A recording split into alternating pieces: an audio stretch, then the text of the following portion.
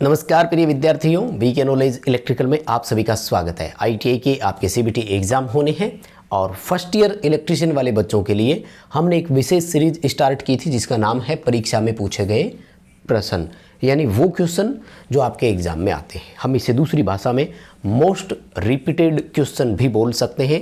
वो क्वेश्चन जो वर्ष 2021, वर्ष 2022, वर्ष 2023 लगातार आपके सीबीटी एग्जाम में आए, हर दिन किसी न किसी शिफ्ट में जरूर आए। हमारी क्लास नंबर 11 है।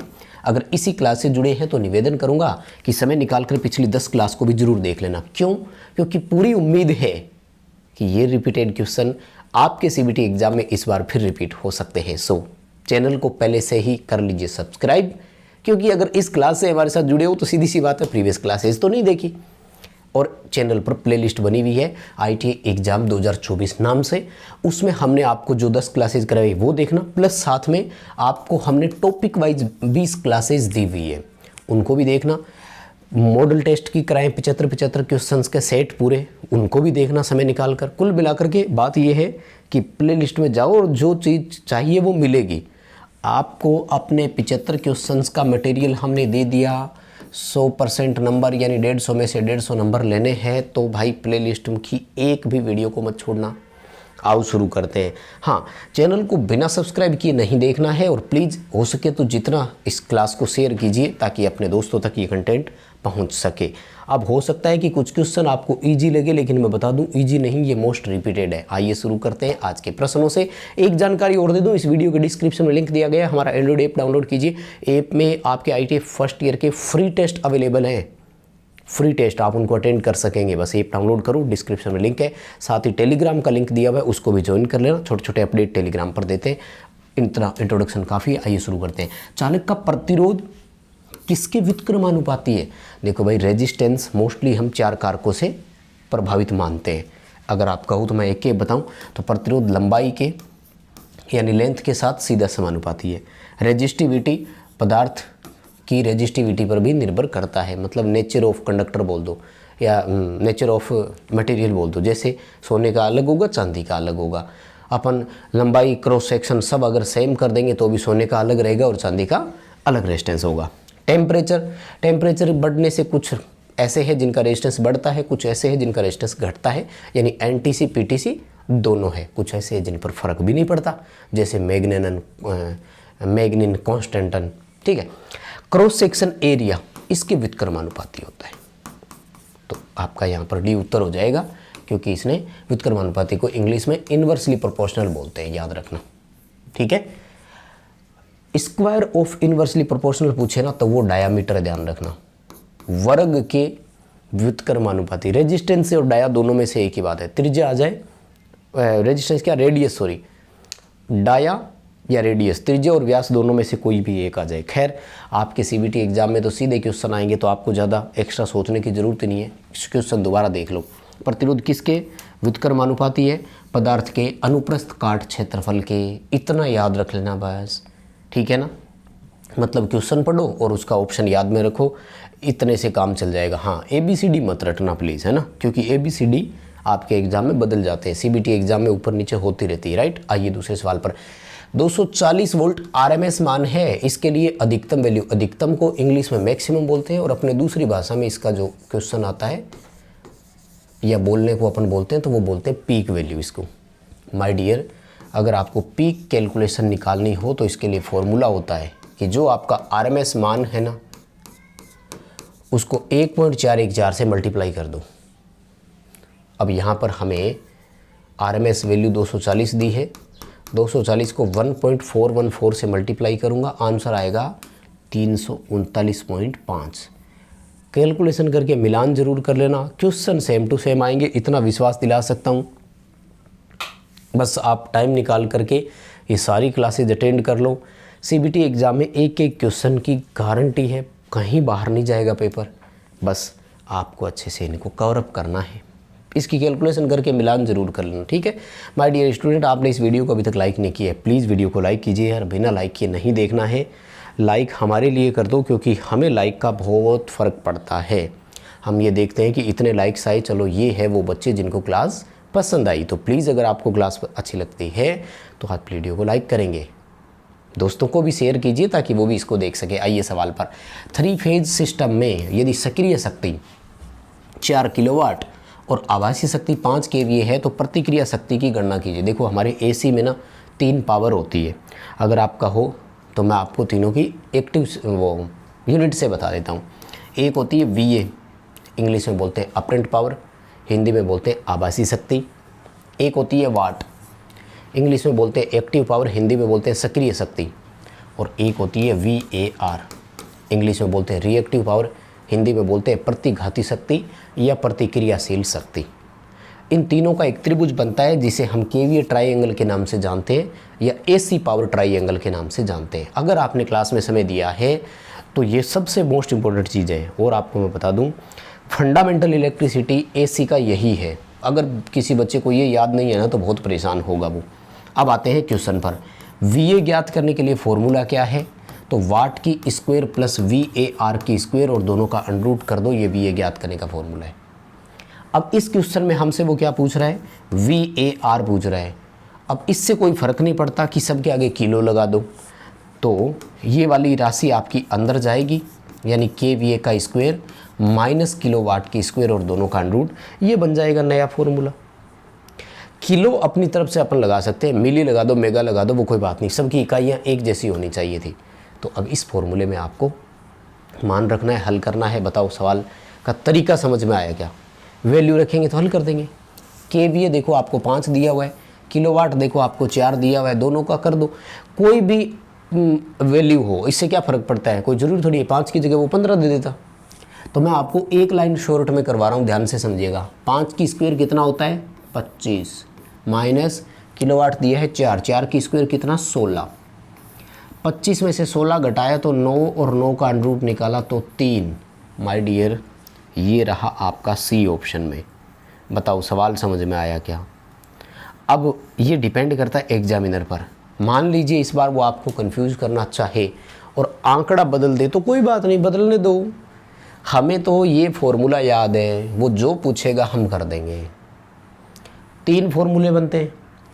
VA पूछे तो ये हो गया, VAR पूछा तो ये था। अगर वाट पूछ लेता तो KVA की स्क्वायर माइनस KVAR की स्क्वायर कर देते। भाई KVA किलोवाट और KVAR 3 फॉर्मूले बनते हैं। हमसे वो कुछ भी पूछे, फॉर्मूले में वैल्यू रखेंगे, हल कर देंगे। बताओ एग्री हुए सब बात से? एक्स्ट्रा इसलिए बताते हैं ताकि चीज़ें याद रहे। पूरी संभावना है पेपर में सेम टू सेम मिलेगा। क्वेश्चन पढ़ो, ऑप्शन देखो, क्वेश्चन पढ़ो, ऑप्शन देखो, क्वेश्चन सही, लेकिन थोड़ा सा कहीं ना कहीं दिमाग में तो फिट करके रखें ताकि पेपर में भूल ना जाए, गलती ना हो जाए। अगर गलत कर दिया तो तरीके से चीज़ें याद रखो। माय डियर, मैं तो ये हमेशा बोलता आया हूँ, किसी भी क्वेश्चन के आंसर का आपको कारण पता होना चाहिए। अपने आप से पूछा करो वाई, ऐसा क्यों हुआ। अगर विद रीज़न आप क्वेश्चन का आंसर पढ़ेंगे कभी नहीं भूलेंगे। आइए सवाल पर। कलर कोड वाला मुझे लगता है एक क्वेश्चन वो आपसे पूछ लेगा, और इसके लिए आपको क्या करना होगा? टेबल याद करनी होगी। टेबल क्या है आपकी? B B Roy Great Britain very good wife. याद होगा? नहीं है तो इसको पढ़ो। अब आपको रेगुलर क्लास में आपको कैसे करवाया ये हमें देखना पड़ेगा। B B Roy Great Britain very good wife, आगे और GSN होता है ना। आप रेगुलर कॉलेज गए हो तो आपको अपने कॉलेज में किस तरह से कराया गया वो थोड़ा ध्यान रखना, नहीं तो यहीं से पढ़ लो जो तरीका हम बता रहे हैं ना। Black, brown, red, orange, yellow, green, blue, violet, ठीक है, ग्रे, वाइट, गोल्डन, सिल्वर और नो कलर, ये 12 रंग होते हैं हमारे। अब आते हैं इसके अकॉर्डिंग। पहला दिया रेड, ठीक है, तो देखो रेड का 2 से शुरू होता है ना, इसका मतलब डी ऑप्शन तो नहीं आएगा क्योंकि 0 से शुरू होता है। 0, 1, 2, 3, तो ये देखो रेड का कितना है? 2। अब आ जाते टॉलरेंस पर। ये लास्ट वाला जो होता है ना, ये सहनशीलता दिखाता है क्योंकि टॉलरेंस के ज़्यादा ऑप्शन नहीं होते। देखो यहाँ पर आपके पास क्या है? 2 ऑप्शन है, तो टॉलरेंस पकड़ करते ही आपका ना ऑप्शन 50-50 हो जाएगा। तो गोल्ड जो है ना, इसकी टॉलरेंस होती है 5%, गोल्डन, सिल्वर और नो कलर 20, 10 और 5 ऐसे होती है टॉलरेंस। 5% टॉलरेंस के देखो ये रहे ऑप्शन, मतलब ये दोनों नहीं आएंगे। अब देखो डी ऑप्शन को तो हमने पहले ही काट दिया था क्योंकि डी में 36 लिखा हुआ जबकि 2 से शुरू होना था, तो आपका उत्तर C है। बस हल करने की ज़रूरत ही नहीं है। मतलब 2 चीज़ें पकड़ लो, फर्स्ट और लास्ट। ठीक है भाई। गोल्डन की टॉलरेंस कितनी है 5%, तो ऑप्शन इन दोनों में से होगा लास्ट वाले के अकॉर्डिंग। अब पहले लेटर के अकॉर्डिंग रेड का 2 से शुरू होता है, तो इन दोनों में 2 से शुरू कौन हो रहा है, एक सी हो रहा है।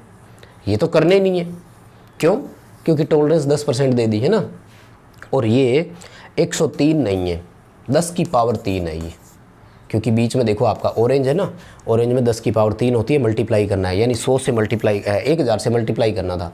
25 किलो ओम रेजिस्टेंस है आपका, राइट। सिंपल बात है, बेसिक फंडामेंटल चीज़ है, मुझे लगता है समझ में आ रहा है, क्योंकि ये चीज़ें वही है जो आपने पढ़ रखी हो। अगले क्वेश्चन पर आते हैं। पीड़ित की कौन सी स्थिति को कोमा कहा जाता है। कोमा देखा है, एक्सीडेंट जब हो जाता है कई बार कहते हैं ना कि आज कोमा में हो, क्या चीज़ है, किसी भी चीज़ का रिएक्ट नहीं करना। सामने बैठा है, अपन को लग रहा है कि यार इसको सब कुछ समझ आ रहा है, लेकिन हाँ ना कुछ भी नहीं बोल रहा है ना, अपनी मतलब हाथ पैर हिलाना ये सब कुछ भी नहीं, दिख रहा है सब कुछ साफ एकदम स्पष्ट आपके जैसा ही नज़र आ रहा है, बस उसी का ही नाम है कोमा। क्या, ये देखो यहाँ डी उत्तर में, पूरी तरह से संवेदनहीन होकर लेटे रहना, बुलाने पर उत्तर न देना, मतलब कुछ भी रिएक्ट नहीं करते हैं वो लोग, कोमा में उसी को कहा जाता है। जिसमें हमें लगता है कि यार सब कुछ सही तो है इसका, लेकिन मोस्टली कोमा शब्द का मतलब होता है मेमोरी लॉस। बस जब मेमोरी लॉस हो जाती है तो मतलब उसको कुछ भी याद नहीं रहता, मतलब उनको पता ही नहीं होता कि मैं कौन हूँ, मानव जीवन क्या होता है, खाना क्या होता है, पीना क्या होता है, सोना उठना बैठना क्या है, सब चीज़ें। सवाल पर आते हैं। समांतर में जुड़े हुए 50 ओम, 220 ओम, 450 ओम और 560 ओम प्रतिरोध में से किस में सबसे कम धारा चलेगी। अरे भाई कौन पूछता है ऐसे क्वेश्चन, मैं तो मानता हूँ कि ये आपको बोनस दे रहा है। सीधी सी बात है, जब पैरेलल में जुड़े हुए हो तो उनको वोल्टेज एक समान मिलती है। बताओ बात समझ में आ गई क्या। समान वोल्टेज पर I बराबर V बटे R, जिसका रेजिस्टेंस अधिक उसकी धारा सबसे कम। जब प्रतिरोध समान है तो यहाँ सबसे ज़्यादा वोल्टेज समान है तो ज़्यादा रेजिस्टेंस वाले में से कम धारा चलेगी। 560 ओम वाला सबसे बड़ा है तो सबसे कम धारा उसी में से चलेगी। आप चाहो तो वैल्यू निकाल सकते हो, है ना, 100 वोल्ट मान करके कर लो सबका, क्योंकि समांतर में वोल्टेज समान है, दिया तो है नहीं, सिंपल सवाल है, ठीक है। और सीरीज अगर होता तो फिर सब में समान धारा प्रवाहित होती, वहाँ रेजिस्टेंस की वैल्यू से कोई मतलब नहीं है। हाँ, वहाँ वोल्टेज ड्रॉप से मतलब होता है कि वोल्टेज किस पर कम किस पर ज़्यादा ड्रॉप होगा। यस, ये है एक चीजल का अपना चित्र। चिजलिंग, छेनी जानते हो ना, अपन कोई काम करते हैं तो उसे चिजलिंग वर्क बोलते हैं, छेनीकरण का कार्य बोलते हैं, जैसे firmer chisel, mortise chisel, cold chisel, cross cut, keyway, ये सारे। वो कह रहा है कि एक्स के द्वारा दर्शित इस कोण का नाम क्या है। दरअसल 3 एंगल होते हैं छेनी में, ध्यान रखना। ये वाला जो कोण होता है ना, यहाँ से लेकर इतनी दूरी का, ये वाला एकदम छेनी आकर के इस चीज़ पर गिरती है तो इसे इंग्लिश में बोलते हैं पॉइंट एंगल, बिंदु कोण के नाम से जानते हैं हिंदी में। दूसरा नाम होता है कटिंग एंगल, यानी यही है वो हिस्सा जो चीज़ को काटेगा। लेकिन इसी से क्या होता है कि यहाँ देखो वो ग्राफ और बना रहा है ऐसे, है ना, तो फिर इस वाली लाइन के नीचे यहाँ इतनी दूर का जो एक एंगल होता है ना, इसको बोलते हैं क्लियरेंस एंगल। शुद्ध हिंदी में बोलते हैं मुखांतर कोण, यानी मुख के सापेक्ष अंतर कितना है। फिर एक एंगल यहाँ और बनता है इतनी सी दूरी पर, इसे बोलते हैं रेक एंगल। रेक का मतलब होता है ढलान, यानी जो आपकी चिजल है उसका ढलान कितना है। ढलान जितनी ज़्यादा होगी मुखांतर कोण उतना ही कम होगा, और कटिंग मटेरियल कट उतना ही कम होगा। यानी मैं आपको तीनों चीज़ें दोबारा बता रहा हूँ, एक बार फिर सुन लो।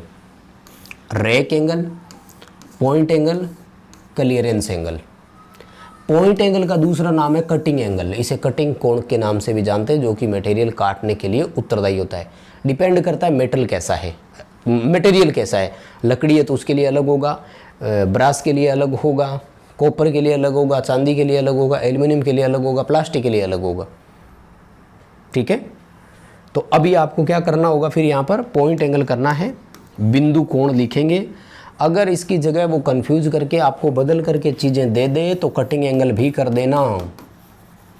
कटिंग कोण भी इसी को बोलते हैं, इसी से मेटल वो मटेरियल कटेगा। मेटल ही मेटल शब्द निकल रहा है, क्योंकि देखो वैसे छेनी मेटल पे ही ज़्यादा काम में लेते हैं। सवाल अगला, इस औजार का उपयोग क्या है? यार देखो ये भला क्वेश्चन ना हर साल, हर दिन, हर शिफ्ट में आया है, तो मैं तो मान कर चल रहा हूँ कि इस बार भी आपके किसी न किसी पेपर में होगा। जिस दिन पेपर हो जाए हमें ज़रूर बताना कि आज मेरा CBT एग्ज़ाम था और ये क्वेश्चन आए। ये है, देखो इसके 2 क्वेश्चन, एक और भी आया पहले। तो सवाल आता है कि इसका नाम क्या है, तो ये है पिंसर। तो हिंदी में बोलते हैं चिमटा। कई बार ना ऐसे भी आ सकता है, पिंसर का क्या उपयोग है, बिना डायग्राम दिए। और इसके जैसा ही एक काम और करता है ना, जिसका नाम है क्ला हैमर। ऐसे 2 जबड़ा खुला हुआ होता है अपना, ऐसे क्ला हैमर बोलते हैं उसे। दोनों का एक काम है, extracting nails from the wood, लकड़ी से कीले निकालना, पिन निकालना। छोटी छोटी जो चीज़ें होती है ना, पिन नहीं है पिन होता है, सॉरी छोटा पी लगेगा। लकड़ी से पिन निकालना, ये जो आपकी छोटी छोटी कीलें होती है, नेल्स बोलते हो ना, नुकीली चीज़ें, कारपेंटर जैसे इस्तेमाल करता है ना, वो वाली चीज़ें मान लो। अगला सवाल कि किस स्थिति को अनुनाद RLC सर्किट कहा जाता है? अनुनाद को इंग्लिश में बोलते हैं रेजोनेंस। रेजोनेंस होता है तब जब इंडक्टिव रिएक्टेंस कैपेसिटिव रिएक्टेंस के बराबर हो जाए। वैसे देखो, इंडक्टिव रिएक्टेंस फ्रीक्वेंसी के समानुपाती और कैपेसिटिव रिएक्टेंस फ्रीक्वेंसी के व्युत्क्रमानुपाती है। तो ना ऐसे ग्राफ बनता है एक, कि जब आपकी फ्रीक्वेंसी बढ़ती है और यहाँ पर रिएक्टेंस मानते हैं, तो आपका इंडक्टिव रिएक्टेंस तो यूँ जाता है और कैपेसिटिव रिएक्टेंस यूँ आता है। तो जिस फ्रीक्वेंसी पे ये मिलते हैं ना, उसे रेजोनेंस फ्रीक्वेंसी बोलते हैं। और ये हमारे इलेक्ट्रिकल में ऑटो ट्यूनिंग के लिए काम में आती है, फ्रीक्वेंसी मैचिंग कराना, उन सब के लिए। अच्छा जी, इस वाले क्वेश्चन की रट दो, फुल पॉइंट टू पॉइंट चीज़ें रटे मार दो। ये वाला तो इतना रिपीटेड है कि आएगा ही आएगा, पक्का है, कन्फर्म, हर शिफ्ट में मिलेगा।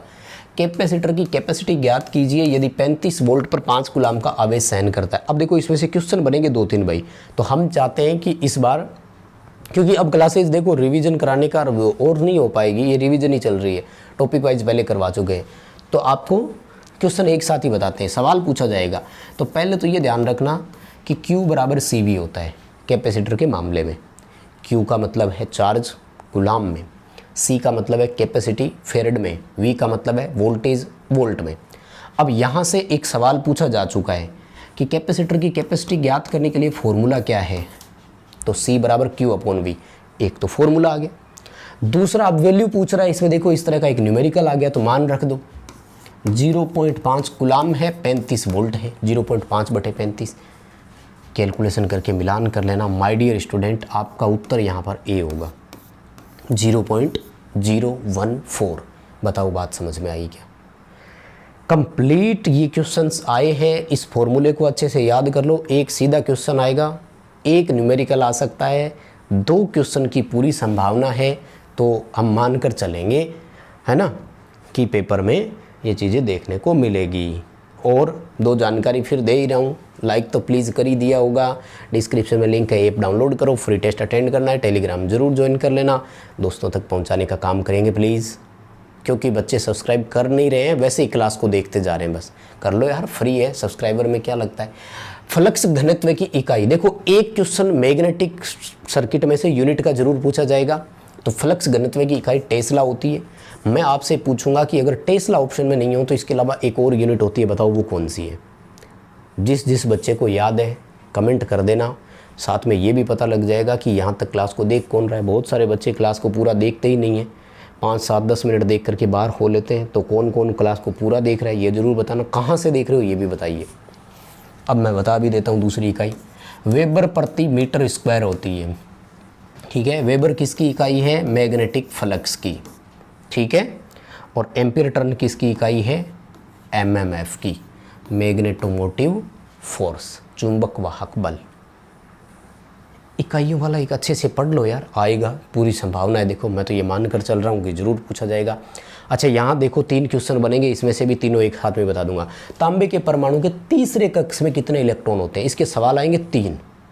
पहला क्वेश्चन, तांबे में टोटल परमाणु कितने होते हैं? तो तांबे में कुल 29 परमाणु होते हैं।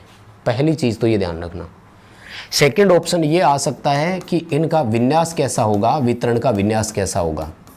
याद है ना 2n² से बंटता है, तो फिर वो बंटता है आपका 2, 8, 18 और 1।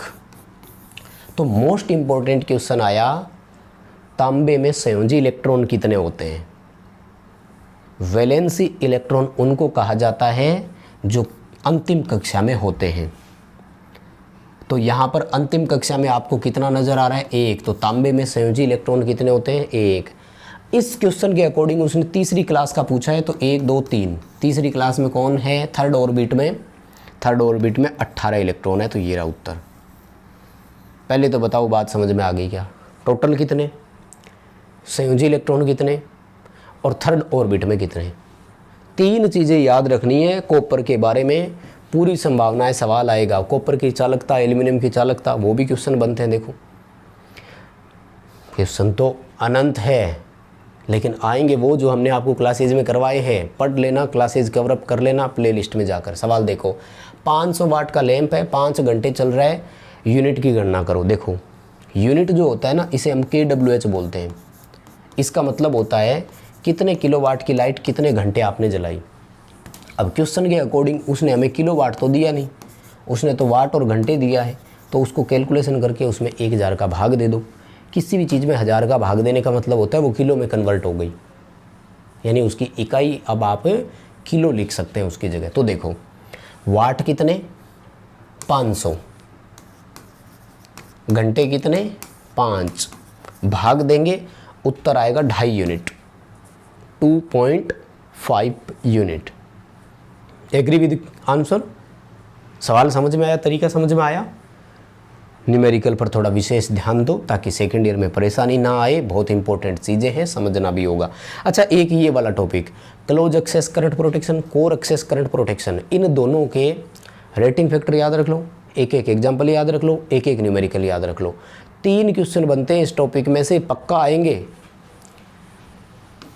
क्लोज एक्सेस करंट प्रोटेक्शन के लिए रेटिंग फैक्टर पूछता है तो 1.23 है। मैं दूसरे का बता रहा हूँ, 0.81 होता है, वो है कोर्स एक्सेस। उसका नाम क्या है, कोर्स, COURS वाला नहीं, कोर्स, रुक्स बोलते हैं इसे। एग्जाम्पल के तौर पर तो इसमें आता है सर्किट ब्रेकर, और जैसे MCB वगैरह होगी, और HRC फ्यूज।